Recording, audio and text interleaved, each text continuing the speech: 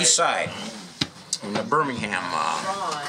Oh, the Birmingham area, Birmingham area, Tony yes. Peckel's house. Neatest alley in the city of Toledo. Yeah, it is. I live on a street that looks like an alley, and actually the city does, technically, it is an alley. Mm-hmm. Yeah, it's a very narrow street. Were you living out in the country before, some by the river? Was that a long time ago? Yeah. Long time. Well, yeah. Long So all your poetry's new. All your poetry's new stuff.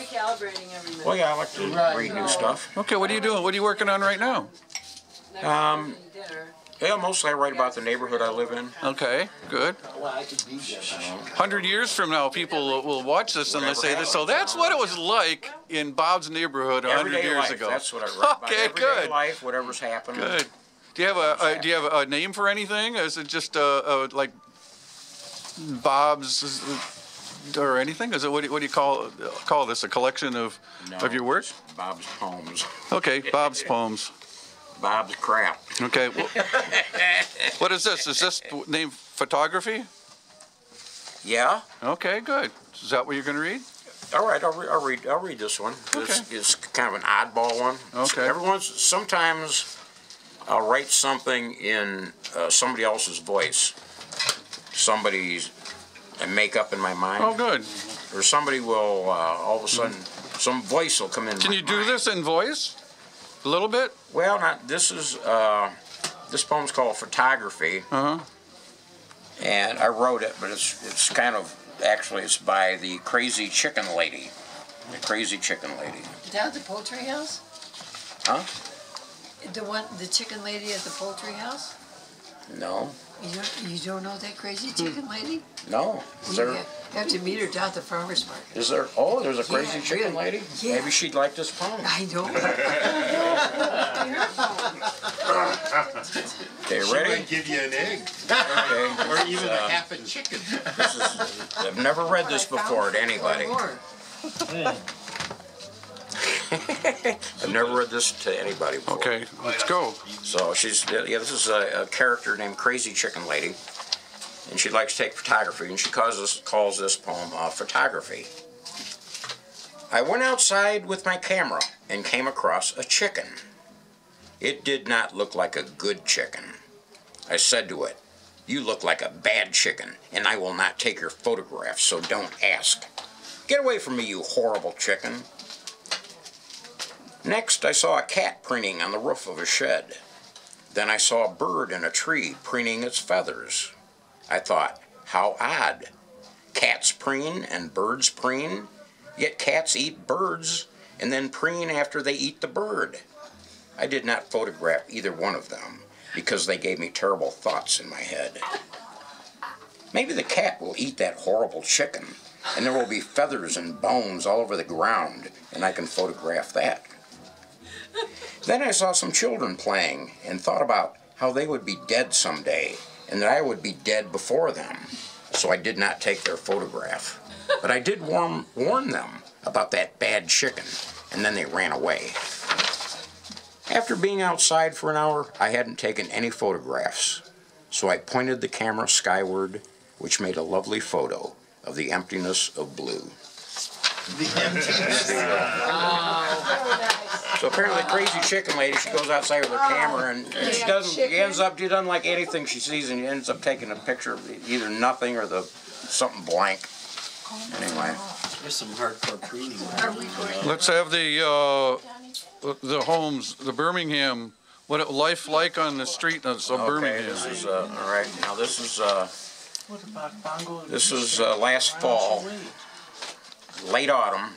It was a Sunday afternoon, and this is what happens in my neighborhood. Okay, it's called Late Autumn Sunday Afternoon. It's 1 p.m. and I plan on taking a shower, a shave, and then going out back to work on the old Buick.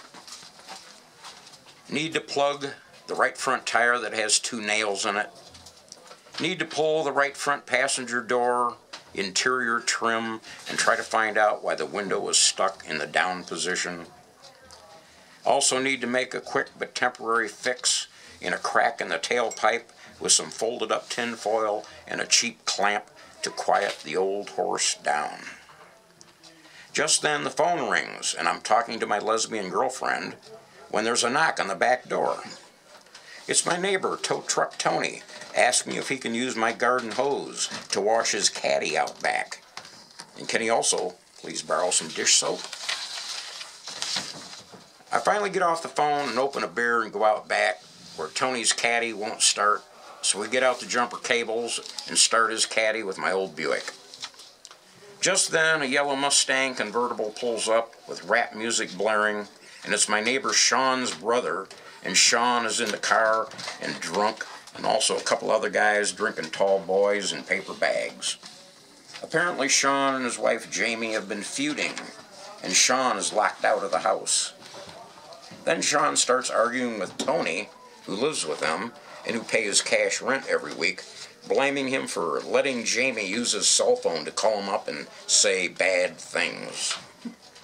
Or something like that.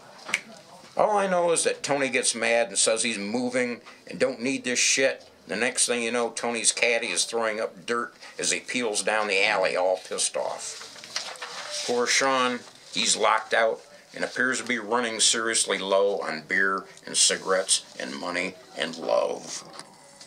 Meanwhile, his wife is locked inside partying with girls and drinking all the beer and smoking all the cigarettes and spending all the money and swearing at him out the back door and down at the alley to my place. Then Sean and his brother and the others take off and say they'll be back, and I take my chance to jump in the shower and shave before I start partying, which I plan to do all day, and which is why I'm writing this poem in what is now the late afternoon on this autumn Sunday.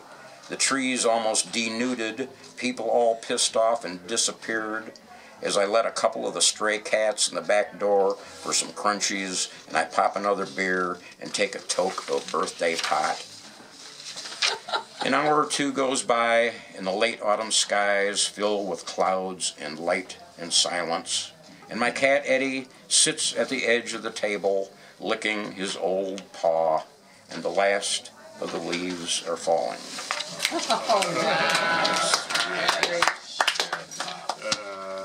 The sweetness of Phillips. One more? Certainly. Okay, I got one more. Okay, this is a couple weeks ago. You sounded like you could be a radio announcer for a 1940s radio story. Oh. It was real good audio. I think we're going to audition him for that job. So what was the name of that last poem, Bob? I'm good. What was the name? Yes. Late Autumn, Sunday Afternoon. Late Autumn, Sunday Afternoon. Now this is I was in the grocery store a couple weeks ago. Does this have a title? Yeah. Yeah, what is It's it? called Flaming Bazooka Butt Potatoes Au Gratin. Oh, I love it. You don't, Anyway, you don't need anything more. I was going through the grocery store and I saw these these box of instant potato things, au gratin.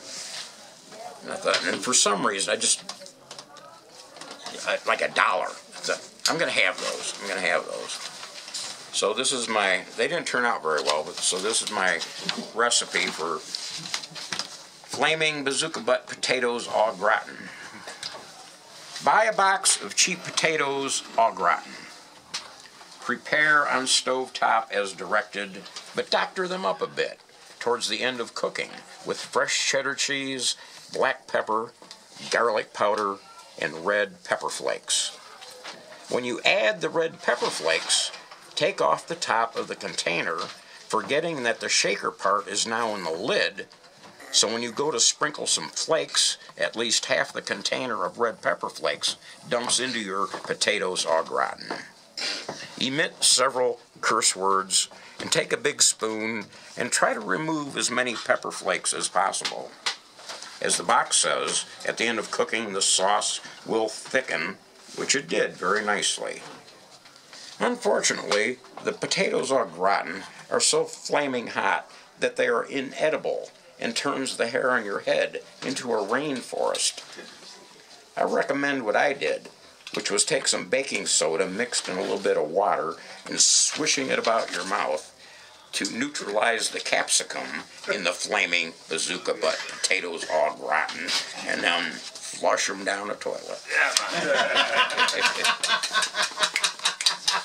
Oh man! Well, hey, you know, you buy these cheap spices for $1 or something, you know. I was at Odd Lots yesterday. And you used to unscrew the top and had a shaker thing, and you shake. Well, now you have to pry the top of the lid off, and the shaker thing is in there. Well, I took the thing off, went to sprinkle some in.